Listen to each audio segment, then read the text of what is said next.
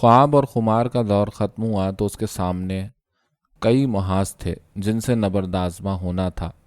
वालिदैन को इस नई तब्दीली से आगाह करना था, निकाह ख़त्म कराना था, शादी और उसके बाद के मसाइलों मामलात से निमटना था। कई संजीदा और हल तलब मामलात सामने देखकर उसका जहन परेशान हो गया था। किससे मशवरा करे? रियाज उसके निकाह से लाइल्म था। इज़ाबेल को वो इन मामलात से दूर रखना चाहता था। उस वक्त उसे एक संजीदा और हमदर्द शख्स की अशद ज़रूरत थी जो उसे मशवरा दे सकता। सोचते सोचते अचानक उसे सादत सलमान का ख्याल आया। उसे कुछ इत्मीनान हुआ। घड़ी पर नज़र डाली तो दिन का 1 बजा था। इस वक्त पाकिस्तान में रात होगी, अम्मा घर पर ही होंगी। पता नहीं उनका क्या रद्द अमल हो। कई घंटों की जहनी जद्दोजहद के बाद बिलाखिर वो किसी नतीजे पर पहुंच गया। उसने सादत सलमान को फ़ोन मिलाया। वो घर पर ही थे। वजाहत ने अपने आने की उन्हें इत्तला दी और फ़ोन बंद करके तैयार होने लगा। मैं एक अच्छे वकील को जानता हूँ, उससे तुम्हें मिलवा दूंगा। वो यकीनन तुम्हारी मदद करेंगे। तमाम वाक़यात सुनने के बाद सादत सलमान ने कहा। पाकिस्तानी वकील? वजाहत ने घबरा कर पूछा। वो मुस्कुरा दिए। हाँ, क्यों, कोई ख़राब तजर्बा हुआ है? उन्होंने सवाल किया और उसने इस बात में सर हिला दिया। ये काबिल वकील हैं, तुम्हें कोई परेशानी नहीं होगी, उन्होंने यकीन दिलाया। मैं चाहता तो नहीं था लेकिन हालात कुछ ऐसे हो गए कि वजाहत कहते कहते रुक गया। तुम पहले नहीं हो, यहाँ बहुत से ऐसे वाक़यात बिखरे हुए हैं, किसी माजरत की ज़रूरत नहीं। दरअसल हम लोगों ने हालात को उतार चढ़ाव से आरी समझ लिया है। हमारा तसव्वुर ये होता है कि जो चीज़ हालात का शिकार हो जाती है वो गलत है और जो इत्तेफाकन पूरी हो जाए वही दुरुस्त है। और यह भी अजीब बात है कि अक्सर पूरी हो जाती है। वो मुस्कुराए। आपकी हिम्मत अफजा बातों से शायद मुझ में एहसास निदामत कम हो जाए। वजाहत बोला। अगर निदामत का एहसास साथ रहा तो इसका मतलब हुआ कि तुम जो कुछ करने जा रहे हो उस पर यकीन नहीं और जो कुछ गुजर चुका है वही दुरुस्त था। वजाहत मियाँ, वक्त के धारे इंसान को कई समतों में बहा ले जाते हैं। आइंदा शर्मिंदगी के एहसास को अपने ऊपर हावी ना होने देना। उन्होंने नसीहत की। जी दुरुस्त फरमाया। वजाहत को एहसास हो रहा था कि सादत सलमान का इंतखाब करके उसने कोई गलती नहीं की।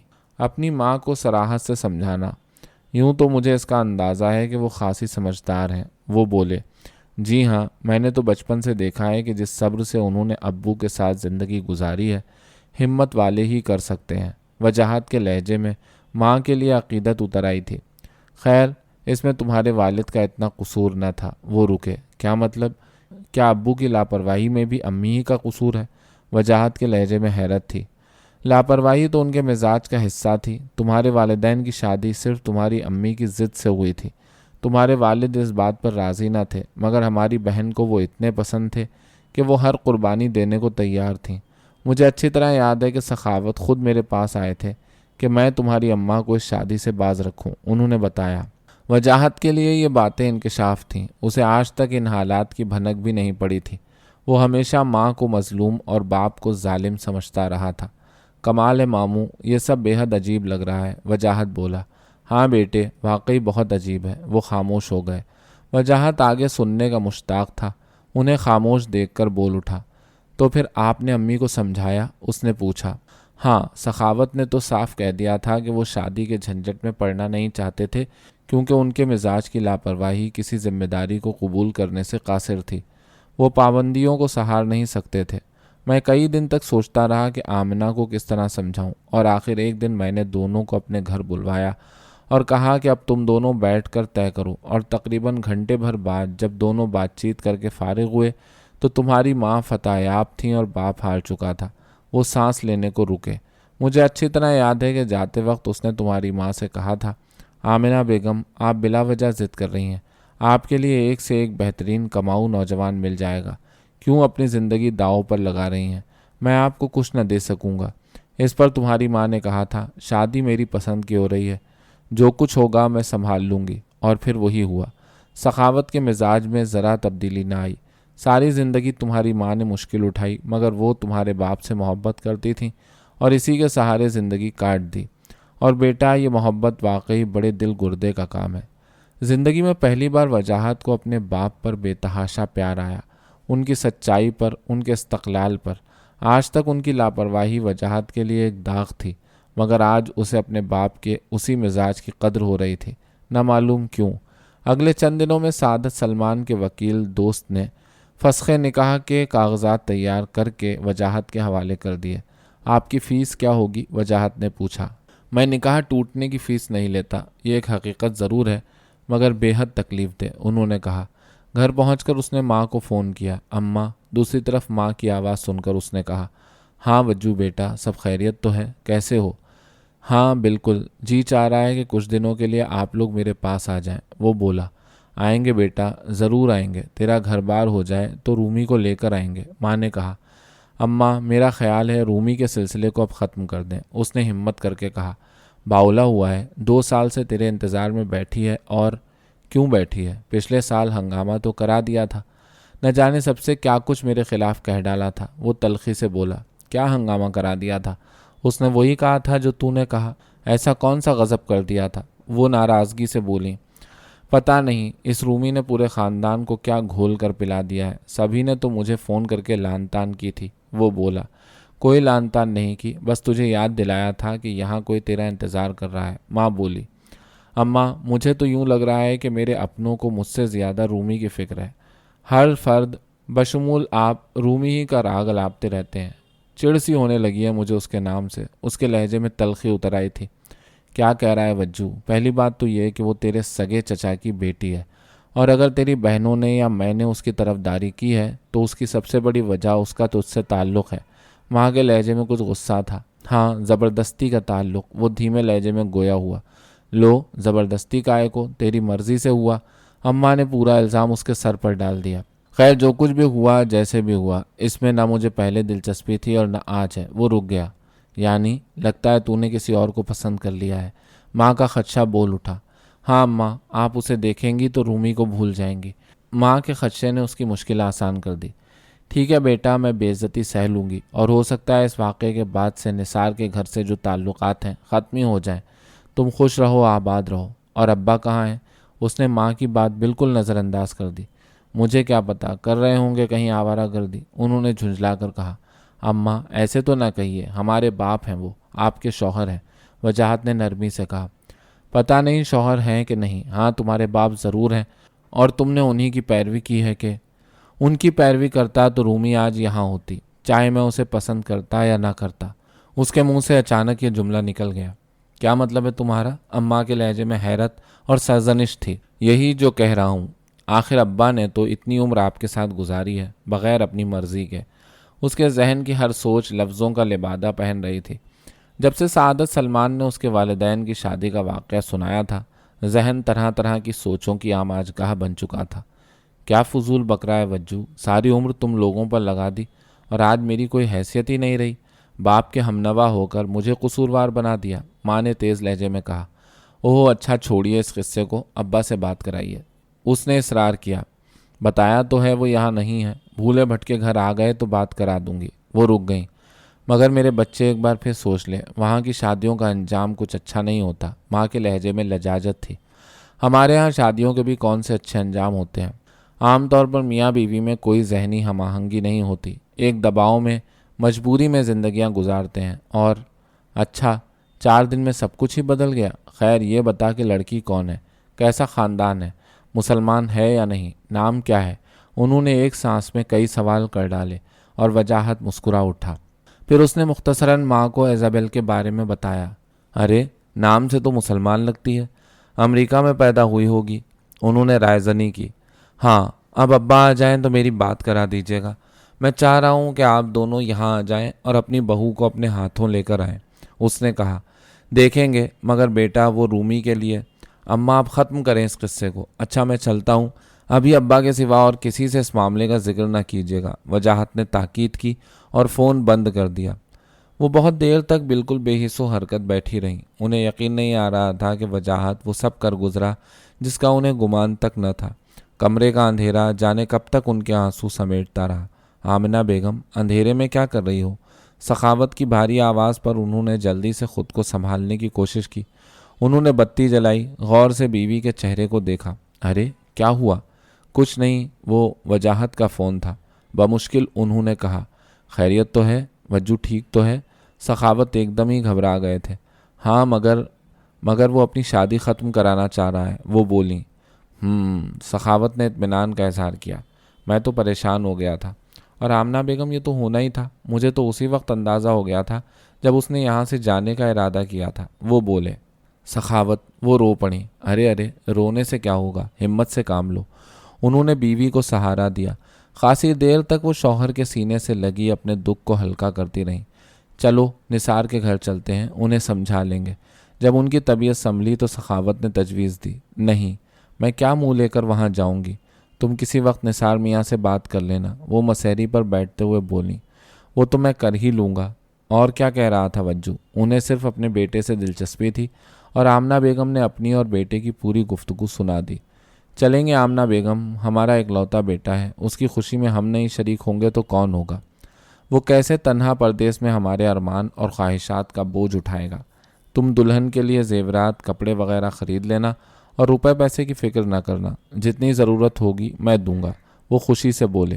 ہائے، یہ تم کو آج کیا ہو گیا ہے؟ آمنہ بیگم کے لبوں پر مسکراہٹ اتر آئی تھی۔ بیٹے کی شادی میں باپ کی بھی تو کچھ ذمہ داری ہوتی ہے، وہ بولے۔ کرایہ خرچہ کہاں سے آئے گا؟ قرض ادھار کرو گے؟ انہوں نے پوچھا۔ سب انتظام ہے میرے پاس، وہ مسکرائے۔ کیسا انتظام؟ اصل بات روپے کی ہے۔ کہا تو ہے کہ سب انتظام ہے۔ شادی سے کچھ عرصہ قبل میں نے زمین خریدی تھی۔ نثار نے تو گھر بنا لیا تھا، مگر میں نے وہ زمین 8-10 سال پہلے یہ سوچ کر بیچ دی تھی کہ اس کا روپیہ ہم دونوں کے بڑھاپے میں کام آئے گا، اور وہ روپیہ میں نے بینک میں ڈال دیا تھا۔ انہوں نے تفصیل بتائی۔ لو، میں بچوں کی شادیوں میں روپے کے لیے پریشان رہی، مگر تم نے ذکر تک نہیں کیا۔ قرض ادھار کر کے تو دونوں لڑکیوں کی شادیاں کی، اور تم نے آج تک مجھ سے یہ بات چھپائی کیوں؟ آمنہ بیگم کے لہجے میں شکایت تھی۔ چھپائی تو نہیں، بڑی ضرورت آ پڑی ہے تو اب خرچ ہوگا۔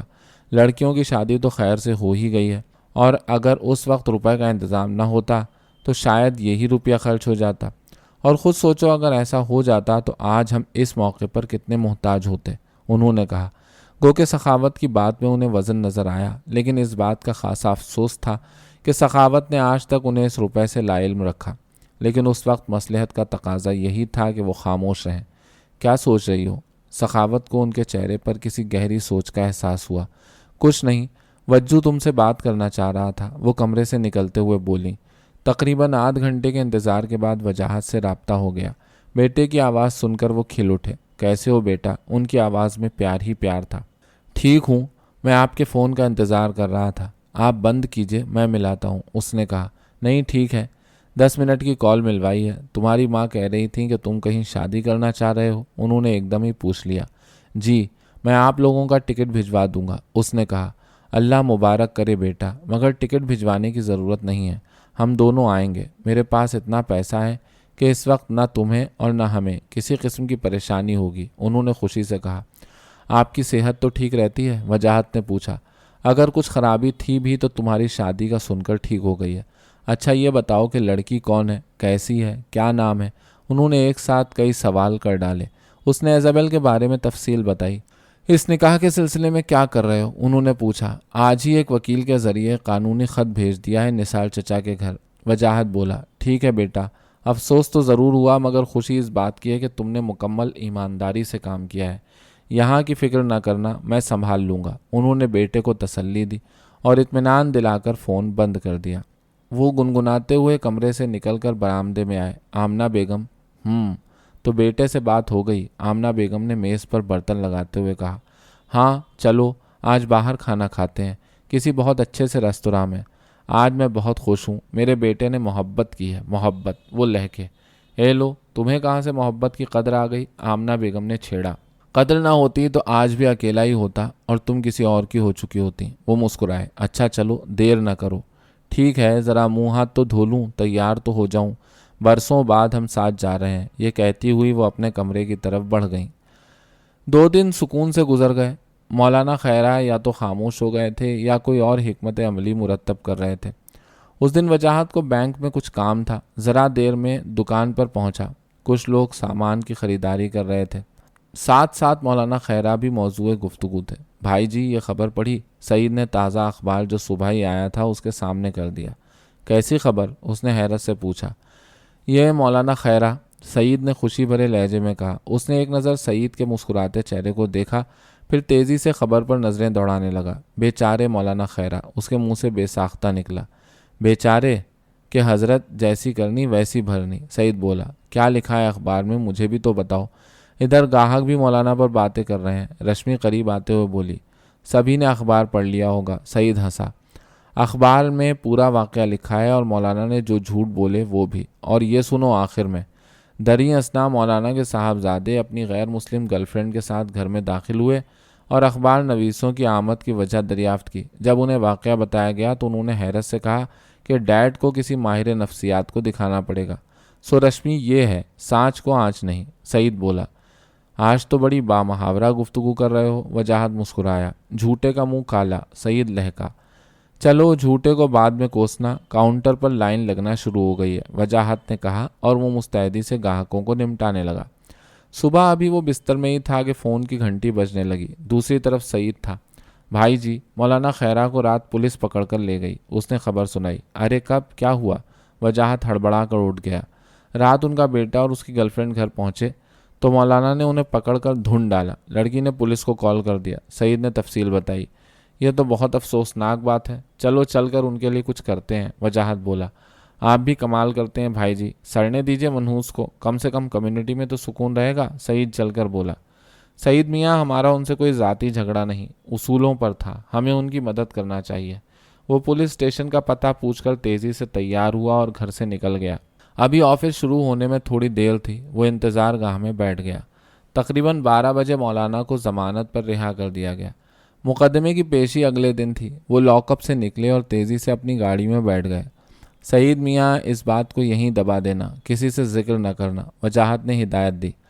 مگر بھائی جی، یہ کون سی چھپنے والی بات ہے؟ میں نہیں کہوں گا تو کیا اور لوگ بھی خاموش رہیں گے؟ سعید کے لہجے میں حیرت تھی۔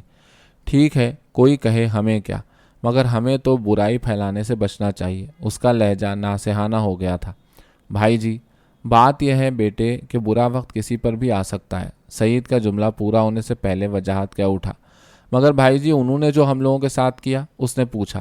ہاں، برا کیا، مگر ان کے ساتھ بھی تو برا ہوا۔ ایک شخص جو مسجد کے ممبر پر اذان دیتا ہے، نماز کی امامت کرتا ہے، کمیونٹی میں مذہب کے حوالے سے پہچانا جاتا ہے، تم خود سوچو کیا گزری ہوگی اس پر اس قسم کے واقعے سے۔ اور پھر خدا کا بندہ وہ بھی ہے، ہم اور تم منصف نہیں، بس ایک تلخ واقعہ سمجھ کر بھول جاؤ۔ وجاہت گاڑی میں بیٹھتے ہوئے بولا، بھائی جی، مجھے نہیں معلوم کہ آپ ایسے کیوں ہیں، اتنا اچھا ہونا بہت مشکل کام ہے۔ سعید نے پرسوچ لہجے میں کہا اور وجاہت زور سے ہنس پڑا۔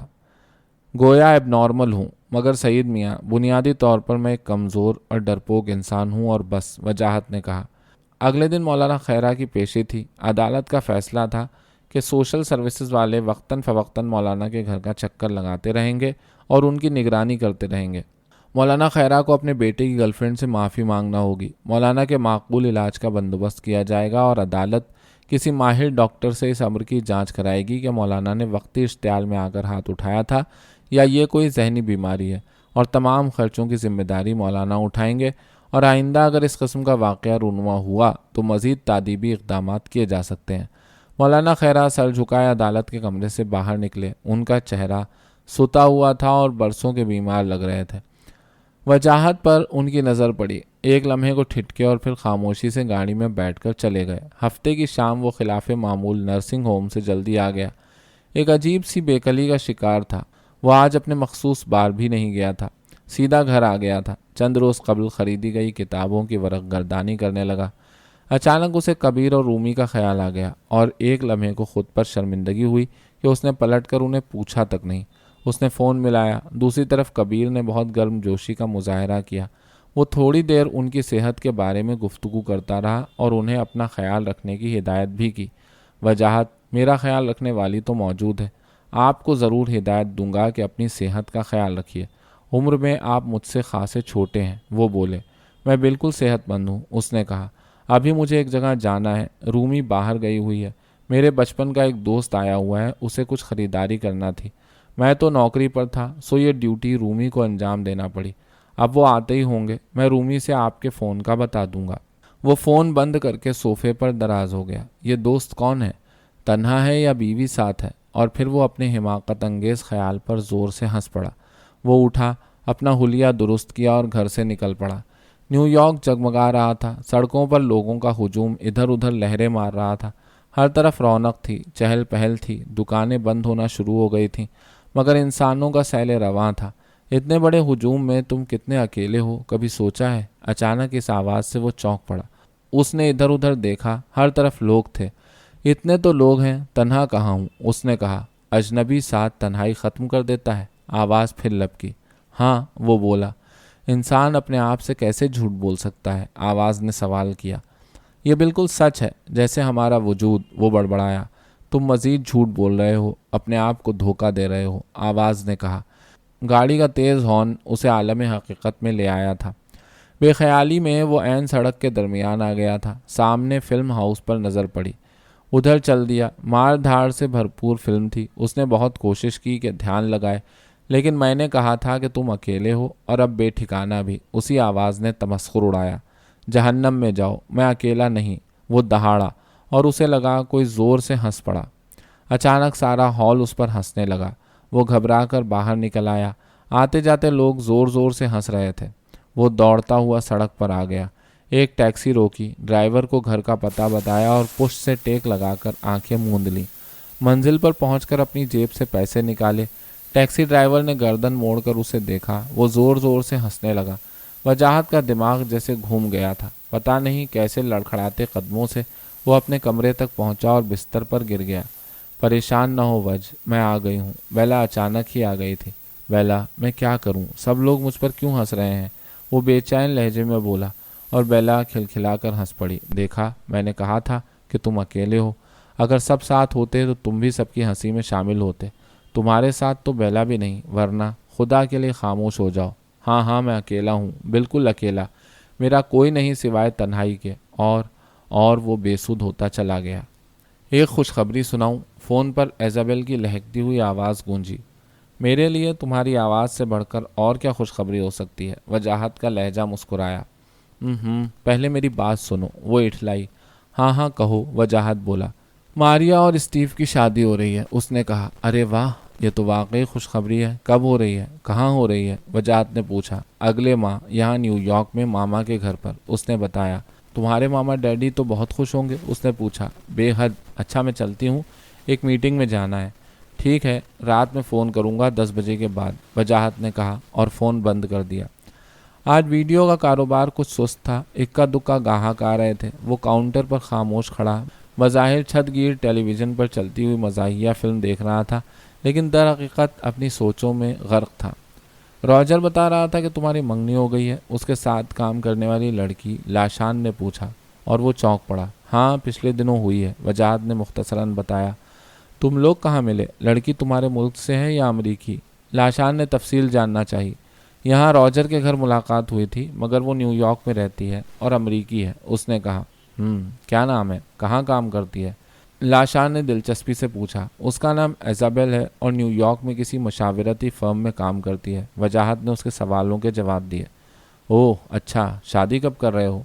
शादी के बाद वो यहाँ आएगी या तुम वहाँ मुंतकिल होगे? उसने फिर पूछा। शायद मुझे ही न्यूयॉर्क जाना पड़े, और शादी जल्दी ही होगी, वजाहत बोला। शादी कहाँ होगी? लाशान ने सवाल किया। अभी तय नहीं किया। खैर, अगर न्यूयॉर्क में भी हो तो भी मैं तुम्हारी शादी में शिरकत करूंगी, उसके लहजे में खुशी थी। ज़रूर, वजाहत बोला। लाशान फ़ोन पर मसरूफ़ हो गई थी और वजाहत ने इत्मीनान का सांस लिया। उसे यह सियाह फाम बातूनी लड़की खासी दिलचस्प लगती थी, दिल की सादा, हंसमुख और चंचल। वो फ़ोन बंद करके वजाहत की तरफ पलटी। आज तो लगता है कि तमाम गाहक फ़ोन पर ही हमारी खैरियत लेते रहेंगे, वो ज़ोर का कहकहा लगाकर बोली। तुम्हारे घर वाले तुम्हारे मुल्क से आएंगे? लाशान ने फिर पूछा। हाँ, शायद मेरे वालिदैन आए। तुम भी अपने ख़ानदान के साथ आना, सब लोग तुम लोगों से मिलकर बहुत खुश होंगे, वजाहत उसकी तरफ देखते हुए बोला। हाँ, मैं और मेरी बेटी ज़रूर आएंगे, वो बोली। हैं? तुम्हारी बेटी भी है? शादीशुदा हो? वजाहत को थोड़ी हैरत थी। देखने में वो 18-19 साल की लगती थी। नहीं, शादी तो नहीं हुई, ये तो मेरे बॉयफ्रेंड से है, वो बोली। ओह, कितनी बड़ी है? वजाहत ने पूछा।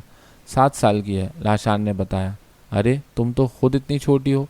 मैं 21 साल की हूँ, लाशान ने उसकी बात काटते हुए कहा।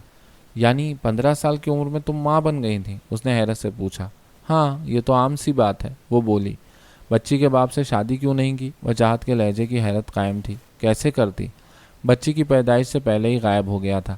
2 سال بعد ملا تھا مگر اس کے پاس نوکری نہیں تھی اور پھر نہ جانے کہاں چلا گیا۔ وہ خاموش ہو گئی۔ اس مختصر تنخواہ میں تم کیسے بچی کی پرورش کر رہی ہو؟ وجاہت نے پوچھا۔ میرے والدین اس کی دیکھ بھال کرتے ہیں، وہ انہی کے ساتھ رہتی ہے۔ میں ہر روز شام میں ماں کے گھر جاتی ہوں، اس نے کہا۔ بہت افسوس ہوا یہ سن کر۔ وجاہت کے لہجے میں ہمدردی تھی۔ میں نے کہا نا کہ اب یہ عام سی بات ہو چکی ہے۔ میری بہن کے 3 بچے ہیں، اسے یہ بھی نہیں معلوم کہ کس بوائے فرینڈ سے کون سا بچہ ہے۔ بڑی مشکل سے تینوں کی پرورش کر رہی ہے۔ اب تو اس کی بڑی بیٹی کالج کے آخری سال میں ہے اور وہ بھی انہی حالات سے گزرے گی۔ وجاہت کا دماغ گھومنے لگا۔ ہو سکتا ہے، اور اگر عقل مند ہوئی اور سمجھداری سے کام لیا تو شادی کر لے گی، وگرنہ یہی اس کا بھی نصیب ہوگا، لاشان نے کہا۔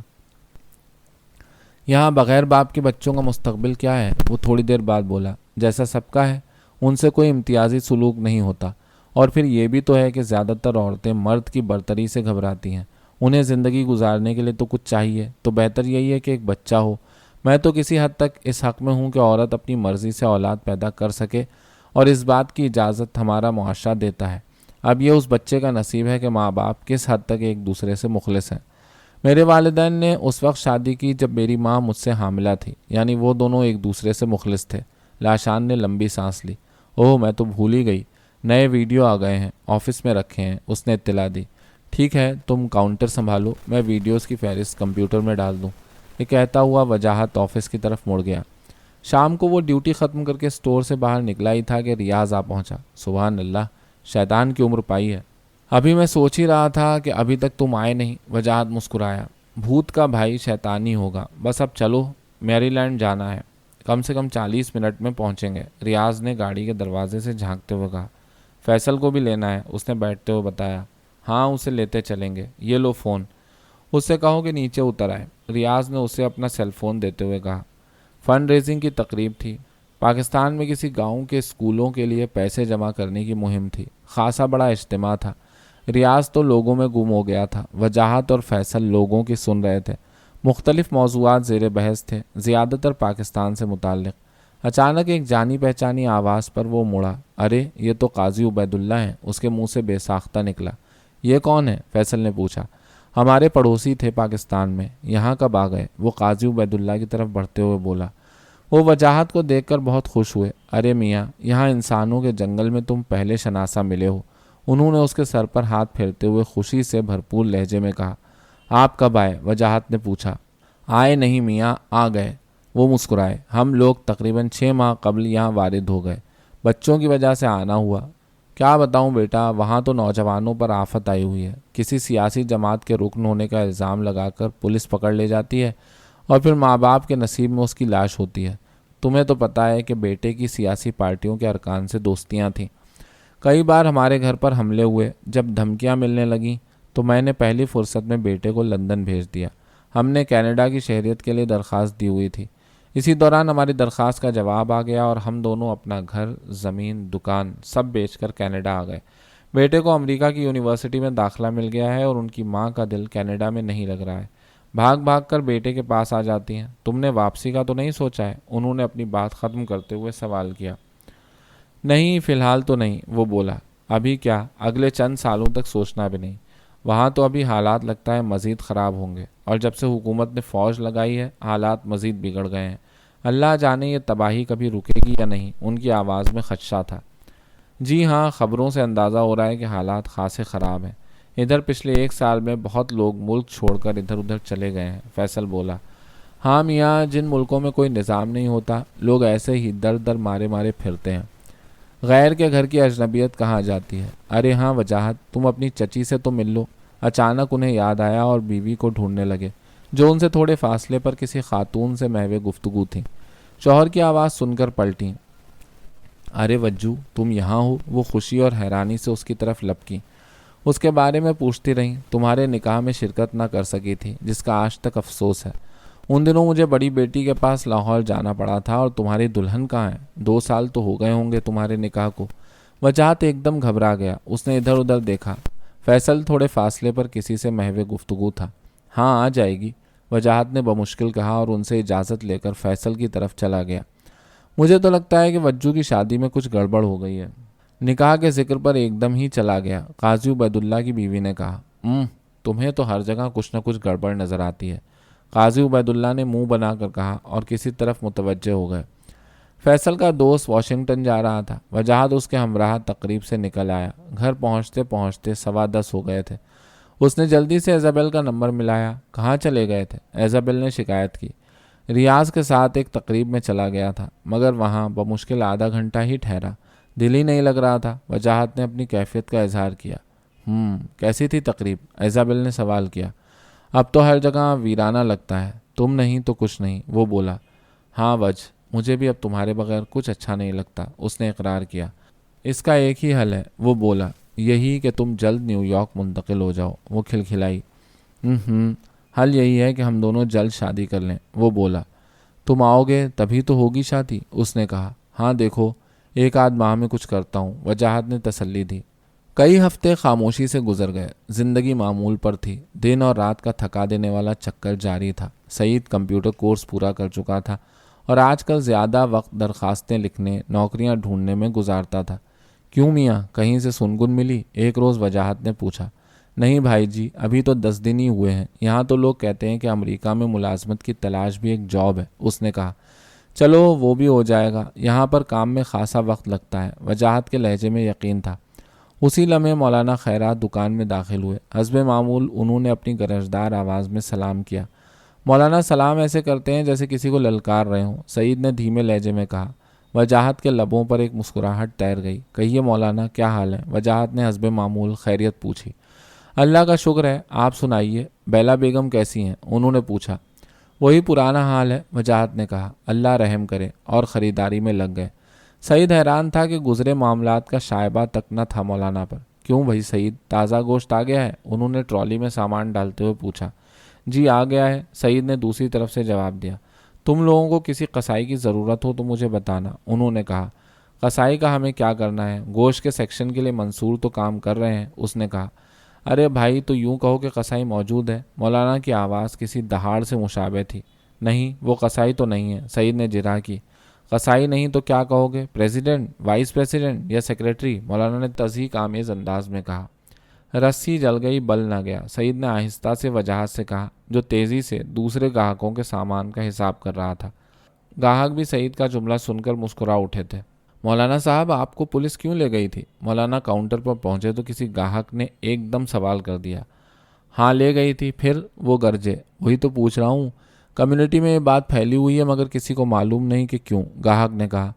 کمیونٹی تو دن بدن مذہب سے دور ہوتی چلی جا رہی ہے، نہ بچوں کو دینی تعلیم دی جا رہی ہے اور نہ نوجوانوں کو اسلام سے آگاہ کیا جا رہا ہے۔ اب یہی دیکھیے، پچھلے دنوں 2 مسلمان ٹیکسی ڈرائیوروں میں جھگڑا ہو گیا تھا۔ پولیس مجھے بلا کر لے گئی کہ میں ان دونوں کو مذہب کے حوالے سے سمجھاؤں، مولانا نے کہانی بنا ڈالی تھی۔ سعید نے حیرت سے مولانا کو دیکھا۔ ارے تم ایسے کیا دیکھ رہے ہو؟ یہ لو میرے سامان کا حساب کرو، مولانا نے تیز لہجے میں کہا، اور سعید خاموشی سے ان کا سامان تھیلوں میں ڈالنے لگا۔ بھائی جی، کیلیفورنیا سے فون ہے، سعید نے مڑ کر فون اس کی طرف بڑھاتے ہوئے کہا۔ سعید کی نظر وجاہت کے چہرے پر پڑی۔ اسے لگا جیسے خوشی کی ایک لہر وجاہت کے چہرے کو چھو گئی۔ وہ زیر لب مسکرا دیا۔ وجاہت نے چند لمحے بات کر کے فون بند کر دیا۔ سعید نے مڑ کر پھر ایک نظر اسے دیکھا۔ وجاہت کا چہرہ جیسے کچھ حاصل ہونے کے سکون سے آشنا سا لگا۔ کیا بھائی جی، کسی سے محبت کرنے لگے ہیں؟ مگر کیسے، کس سے؟ کیلیفورنیا والی خاتون تو شادی شدہ ہیں، تو پھر کون؟ یہ اس کی سمجھ سے بالاتر تھا۔ یہ بھی تو ہو سکتا ہے کہ میں غلط دیکھ رہا ہوں، یہ خوشی برسوں بعد کسی عزیز کے ملنے کی بھی تو ہو سکتی ہے۔ ہاں ہو تو سکتا ہے، مگر یہ لہر وہ نہیں، ذہن نے جرح کی۔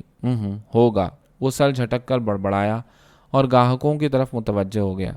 اس شام مولانا خیرہ نے وجاہت کو اپنے گھر پر کھانے پر بلایا ہوا تھا۔ وجاہت صاحب، میں نے اسی لیے آپ کو زحمت دی ہے کہ آپ کا شکریہ ادا کروں کہ آپ نے ایک بہت برے وقت میں میرا ساتھ دیا، مولانا نے کہا۔ نہیں مولانا صاحب، اس میں شکریہ کی کیا بات ہے، ہم سب ایک دوسرے کی مدد کے لیے ہیں، وجاہت نے کہا۔ مگر وہ خیر، مولانا نے کچھ کہنے کی کوشش کی مگر کہہ نہ پائے۔ میں چاہ رہا تھا کہ بیلا بیگم کی صحت یابی کے لیے ختم دعا کا اجتماع کرا دوں، اپنے گھر پر ہی کرنے کا سوچ رہا ہوں، کہیے کس دن رکھوں؟ انہوں نے وجاہت سے پوچھا۔ جب چاہیں رکھ لیجئے، میں حاضر ہو جاؤں گا، وجاہت نے حامی بھر لی۔ ٹھیک ہے، پھر اگلے جمعے عصر اور مغرب کے درمیان کا وقت رکھ لیتے ہیں، آپ، سعید، میں اور 2 ایک اور افراد ہوں گے، انہوں نے پروگرام طے کر دیا۔ ابا آپ کا فون؟ ان کی بیٹی اندر داخل ہوتے ہوئے بولی۔ کون؟ انہوں نے پوچھا۔ کوئی مشتاق صاحب آپ سے ملنا چاہ رہے ہیں، اس نے بتایا۔ مولانا اٹھ کر فون سننے چلے گئے۔ وجاہت صاحب آپ مشتاق خان صاحب سے واقف ہیں؟ مولانا واپس آ کر بیٹھتے ہوئے بولے۔ نہیں، شاید صورت سے پہچانتا ہوں، وجاہت نے سوچتے ہوئے کہا۔ اکثر آپ کی دکان پر اپنی بیگم اور بچیوں کے ساتھ آتے رہتے ہیں۔ اوہ جی، وہ جو کسی بینک میں ہیں، اسے یاد آ گیا۔ ہاں وہی، وہ ابھی آ رہے ہیں، کچھ گھریلو مسئلہ ہو گیا ہے۔ میں نے بہت کوشش کی کہ کل آ جائیں، مگر وہ بضد تھے کہ ابھی ملنا چاہتے ہیں، مولانا نے کہا۔ آپ ان کا مسئلہ حل کیجئے اور مجھے اجازت دیجئے، وجاہت نے کہا۔ نہیں وجاہت صاحب، آپ بیٹھیے، ہو سکتا ہے کہ مجھے آپ کی مدد کی ضرورت پڑے، مولانا نے اصرار کیا۔ وجاہت نے کوشش کی کہ اس معاملے سے دور رہے، مگر مولانا کی ضد کے آگے خاموش ہو گیا۔ ان کا معاملہ کچھ عجیب سا ہے۔ 2 سال پہلے ان کے بینک میں ایک لڑکی کام کرنے آئی تھی۔ سنا تھا کہ بڑی خوبصورت اور طرح دار تھی۔ مشتاق صاحب اس پر فریفتہ ہو گئے تھے اور یہ عشق اتنا بڑھا کہ بیوی کو طلاق دے کر پاکستان بھیج دیا۔ ادھر لڑکی کو جب یہ معلوم ہوا کہ موصوف نہ صرف شادی شدہ ہیں بلکہ 4 بچیوں کے باپ بھی ہیں تو وہ ان سے کھنچ گئی۔ اس دوران یہ بیوی کو طلاق دے کر بچیوں سمیت پاکستان روانہ ہو چکے تھے۔ ان کی محبوبہ تو آج کل کسی اور کے ساتھ ہیں اور اب یہ پچھتا رہے ہیں۔ اب مجھے نہیں معلوم کہ مجھ سے کس قسم کی مدد چاہتے ہیں، مولانا نے گفتگو ختم کرتے ہوئے کہا۔ اس اثنا میں مشتاق صاحب پہنچ چکے تھے۔ آئیے آئیے مشتاق صاحب، مولانا نے کھڑے ہو کر ان کا استقبال کیا۔ وہ وجاہت کو دیکھ کر کچھ ٹھٹکے۔ ان سے کوئی پردہ نہیں، آپ بے دھڑک بات کیجیے، مولانا نے کہا۔ اصل میں اپنی بیوی بچیوں کو واپس بلانا چاہتا ہوں، مشتاق بولے۔ مگر جب کہ آپ طلاق دے چکے ہیں تو آپ کی بیوی اب کیسے آ سکتی ہے جب تک وہ حلالہ کے عمل سے نہ گزریں، مولانا نے کہا۔ غصے کی حالت میں یا کسی اور ذہنی رویے کے دوران اگر طلاق دے دی جائے تو رجوع کی صورت موجود ہے، پھر 3 طلاقوں کے درمیان وقفہ بھی ہے، انہوں نے کہا۔ ہوگا، لیکن جب کہ آپ 3 بار اپنی بیگم کو طلاق دے چکے ہیں تو آپ کا حق زوجیت ختم ہو گیا، آپ کا ان سے نکاح ختم ہو چکا ہے، دوسری کوئی صورت نہیں ماں سوائے حلالہ کے، مولانا نے فیصلہ کن لہجے میں کہا۔ میرا خیال ہے کہ میں کسی ماہر دین سے مشورہ کروں، مشتاق خان نے کہا۔ کئی ایک جید عالم دین یعنی میرے ہم منصب اسی شہر میں موجود ہیں، کہیے تو ان کے نمبر دے دوں، آپ ضرور مشورہ کر لیجئے۔ سب یہی کہیں گے جو میں کہہ رہا ہوں، مولانا نے کہا۔ نہیں، اس کی ضرورت نہیں، میں خود تلاش کر لوں گا، آپ کا بہت بہت شکریہ۔ مشتاق خان رخصت ہو گئے۔ وجاہت صاحب، دیکھا آپ نے، یہ سب مذہب سے دوری کا نتیجہ ہے۔ اب یہ کسی ایسے کی تلاش میں ہے جو ان سے کہہ دے کہ طلاق یافتہ بیوی کو واپس بلا لو، حالانکہ یہ کھلی حرام کاری ہوگی اگر مشتاق صاحب۔ خیر چھوڑیے اس ذکر کو، یہ بتائیے کہ آپ کا کاروبار کیسا چل رہا ہے؟ وجاہت نے ان کی بات کا رخ بدل دیا۔ بس اللہ کا کرم ہے، دوسرا گیس اسٹیشن خریدا ہے، اچھا بزنس دے رہا ہے، اپنے گاؤں کا ایک آدمی مل گیا ہے، وہی بیٹھتا ہے، میں بھی روز تھوڑی دیر کے لیے چلا جاتا ہوں، مولانا نے کہا۔ آپ کے صاحبزادے کو اس کام میں دلچسپی نہیں ہے؟ اس نے پوچھا۔ وجاہت صاحب، اب آپ سے کیا چھپانا، وہ ناخلف تو کئی ہفتوں سے اس چڑیل کے گھر پر پڑا ہے، ان کے لہجے میں ناگواری تھی۔ مولانا صاحب، نئی دنیا کے مسائل کا تو سامنا ہوگا، وجاہت بولا۔ پتہ نہیں کیوں اللہ نے ایسی اولاد دے دی ہے، اب یہی دیکھیے کہ دوسروں کے مسائل میں حل کرتا ہوں مگر میرا مسئلہ۔ وہ خاموش ہو گئے۔ مولانا صاحب، ایک طریقہ ہے، وجاہت کی آواز پر انہوں نے چونک کر سر اٹھایا۔ وہ کیا طریقہ ہے؟ ان کی آواز کی مردنی ختم ہو گئی تھی۔ اپنے صاحبزادے کو اس لڑکی سے شادی کا مشورہ دیجیے اور اس میں خود بھی پوری طرح شامل ہوں، اور یہ نہیں ہوگا وجاہت صاحب، اس چڑیل کو میں اپنے اکلوتے بیٹے کی بیوی نہیں دیکھ سکتا، مولانا بھڑک اٹھے تھے۔ اور یہ دیکھ سکتے ہیں کہ آپ کا بیٹا ایک غیر عورت کے ساتھ بغیر شادی کے رہ رہا ہے؟ وجاہت نے سوال کیا۔ میں اسے عاق کر دوں گا، مولانا دہاڑے۔ یہ دھمکی پاکستان میں تو کارآمد ہو سکتی ہے، یہاں نہیں۔ اور پھر کیا آپ اسے اپنی ولدیت سے بھی عاق کر سکتے ہیں؟ وہ کمیونٹی میں آپ کے نام سے پہچانا جاتا ہے، اس طرح بدنامی آپ ہی کی ہوگی، وجاہت نے سمجھانا چاہا۔ مگر یہ مجھ سے نہیں ہوگا، مولانا کی آواز مدھم بڑھ گئی تھی۔ ٹھیک ہے، جو آپ مناسب سمجھیں، مگر میری ناقص رائے یہی ہے، وجاہت نے کہا۔ ابا، اماں پوچھ رہی ہیں آپ لوگ چائے پئیں گے؟ بیٹی نے اندر آ کر پوچھا۔ میرا خیال ہے مجھے اب اجازت دیجیے، گھر پہنچتے پہنچتے 11:30 بج جائیں گے، وجاہت نے اجازت طلب کی۔ مولانا نے تھوڑا اصرار کیا لیکن پھر کچھ سوچ کر خاموش ہو گئے اور وجاہت انہیں خدا حافظ کہہ کر باہر نکل گیا۔ وہ بڑی دیر سے یونیورسٹی اور کالج کے کیٹلاگ لیے بیٹھی وجاہت کو داخلے کے طریقے سمجھا رہی تھی۔ بیلا، فیسیں تو بہت زیادہ ہیں، وجاہت سوچتے ہوئے بولا۔ ہاں، پڑھائی خاصی مہنگی ہے، لیکن تمہیں کیا فکر، خرچہ میں اٹھاؤں گی، جب تمہاری نوکری ہو جائے تو واپس کر دینا، وہ مسکرائی۔ گرین کارڈ والوں کو تو آسانی سے پڑھائی کے لیے قرضہ مل جاتا ہے، اور ان کے لیے یہ بھی آسانی ہے کہ اسٹیٹ کالج یا یونیورسٹی میں فیس آدھی سے بھی کم ہے۔ اب یہی دیکھو، یونیورسٹی کورس غیر ریزیڈنٹ کے لیے $450 فی کریڈٹ گھنٹہ اور ریزیڈنٹ کے لیے صرف $190۔ اس نے کیٹلاگ پڑھتے ہوئے کہا، پھر رک کر بولا، اگر ہم پہلے شادی کر لیں، میرا گرین کارڈ ہو جائے، تب پڑھائی شروع کروں، اس دوران کہیں نہ کہیں ملازمت مل ہی جائے گی۔ وجاہت سوچتے ہوئے بولا، ہاں ہو تو سکتا ہے، مگر اتنا وقت کیوں ضائع کیا جائے، جبکہ میں کھلی پیشکش کر رہی ہوں اور اس قرضے پر کوئی سود بھی نہیں ہوگا۔ ایزابل بولی، میرا خیال ہے کہ میں جاب کر لوں گا اور اس پیسے سے پڑھائی شروع کر دوں گا، اس وقت تک گھر تم چلانا۔ ہاں، اگر نوکری نہیں ملی یا پیسے کم پڑے تو تمہارے نام کا کھاتا کھول لوں گا اور تمام قرض اس میں درج کرتا جاؤں گا۔ ایزابل زور سے ہنس پڑی، تم بالکل میرے ڈیڈی کی طرح ہو، مجال ہے مما کا پیسہ اپنے اوپر خرچ کر لیں۔ وہ اٹھتے ہوئے بولی، نہیں خیر، اب ایسا بھی نہیں، میں تو بہت خوش ہوں گا اگر تم مجھ پر خرچ کرو۔ وہ مسکرایا، ہاں جانتی ہوں۔ اچھا، اب جلدی سے تیار ہو جاؤ، مما کے گھر آج تمہاری دعوت ہے، بہت لوگوں کو مدعو کیا ہے انہوں نے۔ ایزابل نے کہا، تم تیار ہو جب تک میں ایک آدھ فون کر لوں۔ وجاہت کتابیں سمیٹتا ہوا بولا۔ ایزابل کے والدین نے بہت اہتمام کیا ہوا تھا۔ اس دعوت کا مقصد یہ تھا کہ وہ اپنے ہونے والے دونوں دامادوں سے اپنے خاندان والوں کا تعارف کرا دیں۔ ماریا اور اسٹیو بھی موجود تھے۔ دعوت خاصی رات تک جاری رہی۔ ایزابل کی ماں نے اس موقع پر کچھ اطالوی گیت سنائے۔ تم لوگوں نے شادی کی کوئی تاریخ طے کی ہے؟ مہمانوں کے جانے کے بعد جب ایزابل اور وجاہت ایزابل کے والدین کے ساتھ بیٹھے تھے تو انہوں نے پوچھا۔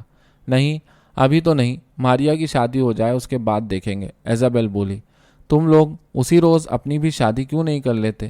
یہیں ہمارے گھر سے، ماں نے کہا۔ اس طرح خرچہ بھی کم ہوگا۔ باپ مسکرایا۔ یعنی؟ وجاہت چونک اٹھا تھا۔ بھائی، ہمارے ہاں شادیوں میں سارا خرچہ لڑکی کے والدین اٹھاتے ہیں، اور ایک شادی کا مطلب کم سے کم $30-40 ہزار۔ ہم چونکہ تقریب گھر پر کر رہے ہیں اس لیے کچھ بچت ہو جائے گی، ایزابل کے والد نے بتایا۔ اوہ اچھا، میں سمجھتا تھا کہ یہاں والدین زیر بار نہیں ہوتے، کیونکہ ہمارے ہاں سارا خرچہ لڑکی کے والدین ہی اٹھاتے ہیں، وجاہت نے بتایا۔ اب کیا کہتے ہو تم لوگ؟ ایزابل کی ماں نے سوال کیا۔ اصل میں مما، وجاہت کے والدین بھی شرکت کرنے آئیں گے، سو ہم نے سوچا ہے کہ ان کے آنے پر شادی کریں گے، ایزابل نے تفصیل بتائی۔ اوہ، پھر تو بہت خوشی کی بات ہے وجاہت۔ وہ لوگ کہاں ٹھہریں گے؟ انہوں نے پوچھا۔ یہاں کسی ہوٹل میں ٹھہرا دوں گا، اور شادی کے بعد کچھ عرصے کے لیے ہمارے ساتھ رہیں گے۔ وجاہت بولا، میری رائے میں شادی کے بعد تم اپنے والدین کو ہمارے ہاں ٹھہرا دینا، تم لوگوں کی نئی نئی شادی ہوئی ہوگی، ایزابل کی ماں نے تجویز دی۔ نہیں، آپ لوگوں کو زحمت ہوگی، اور پھر میری ماں کچھ عرصہ اپنی بہو کے ساتھ رہنا چاہیں گی۔ وجاہت بولا، زحمت کی کیا بات ہے، مما کا گھر اتنا بڑا ہے، بلکہ انہیں یہاں زیادہ آرام ملے گا۔ میرا تو اپارٹمنٹ ایک ہی کمرے کا ہے، انہیں ہم کہاں رکھیں گے؟ ایزابل بولی۔ وجاہت سوچ میں پڑ گیا۔ اس رات وجاہت سے نیند جیسے روٹ چکی تھی، رہ رہ کر اسے اپنے ارمان بھرے ماں باپ کا خیال آ رہا تھا۔ وہ لوگ، خاص طور سے اس کی ماں، بہو کے ساتھ کچھ وقت گزارنا چاہتی تھیں، مگر ایزابل اس پر راضی نہیں تھی۔ دوسرے دن واشنگٹن واپسی سے قبل وجاہت نے ایک بار پھر یہی ذکر چھیڑا۔ تمہارے ماں باپ میرے لیے بہت محترم ہیں، مگر میں اپنی بیاہتا زندگی صرف تمہارے ساتھ شروع کرنا چاہتی ہوں، پوری طرح، ہر طرف صرف تمہیں دیکھنا چاہتی ہوں۔ تمہارے والدین کی موجودگی میں یہ بات نہ ہو سکے گی، اور پھر انہیں بھی بے آرامی ہوگی۔ ماما نے جو تجویز اور پیشکش کی ہے وہی بہتر ہے، ایزابل نے فیصلہ کن لہجے میں کہا۔ بظاہر وجاہت نے اس کی بات مان لی تھی، مگر اس کا دل نہیں مان رہا تھا۔ 2 سال ہو گئے تھے اپنے والدین سے ملے، پھر وہ کس دل سے اپنے ماں باپ کو کسی غیر کے ہاں ٹھہرا دیتا؟ راستے بھر وہ انہی سوچوں میں الجھتا رہا، پریشان ہوتا رہا، اور اچانک اسے باپ کا خیال آ گیا۔ ٹھیک ہے، ابا سے مشورہ کروں گا، اور وہ بڑی حد تک مطمئن ہو گیا۔ دوپہر کا وقت تھا۔ وجاہت دکان میں مختلف الماریوں میں ویڈیو اپنی جگہ پر درست کر رہا تھا۔ ابھی اکا دکا گاہک ہی آ رہے تھے، اس وجہ سے خاصا سکون تھا۔ وہ کل رات باپ سے بات کرنے کے بعد بالکل مطمئن ہو چکا تھا، مگر رہ رہ کر اسے ان کا جملہ یاد آ رہا تھا، بیٹا، باقی باتیں میں سنبھال لوں گا، اور پھر تمہاری ماں کو کچھ اندازہ تو ہے ہی، انہیں سب سے بڑی فکر یہ لگی ہے کہ بڑھاپے میں تمہارے بچے تمہیں کسی نرسنگ ہوم یا بوڑھوں کے لیے بنائے کسی گھر میں ڈال کر بھول جائیں گے۔ اس وقت تو وہ زور سے ہنس پڑا تھا، لیکن اب رہ رہ کر جیسے یہ جملہ اسے اندر ہی اندر کھائے جا رہا تھا۔ کتنا تضاد تھا دونوں معاشروں میں۔ وہاں رشتے ناتے ہی سب کچھ تھے، یہاں صرف اپنی ذات تھی، اپنی زندگی تھی، اور اس زندگی کا اکیلا پن تھا۔ تمہارا فون ہے، لاشان کی آواز پر وہ چونک پڑا۔ دوسری طرف مسز بوشارڈ کی آواز سن کر اسے تھوڑی سی پریشانی ہوئی، کیونکہ وہ عام طور پر دکان پر فون نہیں کرتی تھی۔ خیریت، اس وقت کیسے فون کر لیا؟ وہ اپنے لہجے کی پریشانی چھپا نہ سکا۔ گھبراؤ مت، سب ٹھیک ہے۔ صبح میں پھسل کر گر گئی تھی جس سے کولے کی ہڈی پر ضرب آ گئی ہے۔ میں اسپتال سے ابھی گھر پہنچی ہوں۔ انہوں نے ایک سانس میں واقعہ سنا دیا۔ ارے تو مجھے فون کر دیا ہوتا۔ ضرورت نہیں تھی، میں نے ایمرجنسی کو کال کر دیا تھا، وہی لوگ اسپتال لے گئے تھے۔ بتانا اس لیے ضروری تھا کہ تم مجھے ویل چیئر پر دیکھ کر پریشان نہ ہو جاؤ، وہ بولی۔ آپ بہت بہادر خاتون ہیں، وجاہت کے لہجے میں تحسین تھی۔ یہاں ہر بوڑھا فرد میری طرح بہادر ہے، مجبوری ہے، وہ زور سے ہنس دی۔ کیا ہوا وجہ؟ لاشان جو قریب کھڑی گاہکوں کو نمٹا رہی تھی مڑ کر بولی۔ وجاہت نے مختصراً پوری رودات سنا دی۔ بڑھاپا سب سے مشکل منزل ہے، یہاں جوانی کا ہزاروں مسائل اور کاموں کے ساتھ استقبال ہوتا ہے، بڑھاپے تک کام تو غائب ہو جاتے ہیں، مسائل رہ جاتے ہیں، لاشان نے پرسوچ لہجے میں کہا، اور ان مسائل سے ان بوڑھوں کو اکیلے ہی نمٹنا پڑتا ہے، وہ بولا۔ ہاں، نہیں اکیلے تو نہیں، حکومت کے ادارے ان کی مدد کرتے ہیں، لاشان نے کہا۔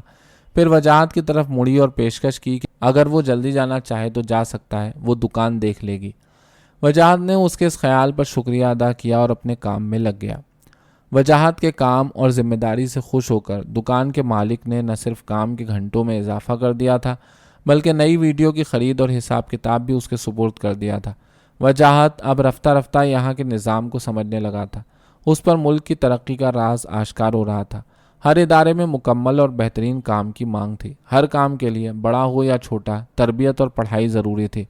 جتنی تنخواہ دیتے ہیں اس کی پائی پائی وصول کر لیتے ہیں۔ کام کرتے کرتے اسے خیال آتا اور ساتھ ہی اپنی شاہانہ نوکری یاد آتی۔ 25,000 ماہانہ، طبی سہولیات مفت، گاڑی کا الاؤنس، ایک عدد چپراسی، گھر کا آدھا کرایہ، سفری سہولیات، کئی خوشامدی اور نہ جانے کیا کیا۔ اور یہاں صبح سے شام تک کولہو کے بیل کی طرح جوتے رہنے کے بعد ہر دوسرے ہفتے $350 اور بس۔ لیکن اس کے باوجود وہ بہت خوش اور مطمئن تھا، کوئی جھک نہیں، کوئی زبردستی نہیں۔ جتنا کام کیا اس کا پورا معاوضہ وقت پر وصول ہو جاتا۔ پھر سب سے بڑھ کر ہر دم صاحب کی کاسا لیسی نہیں تھی، ان کے اشارہ ابرو پر نظر نہیں رکھنا پڑتی تھی۔ اس لحاظ سے یہ واقعی آزاد معاشرہ تھا۔ یہاں سخت ترین قوانین اور پابندیوں کے باوجود ذہن آزادی کے مزے لیتا تھا۔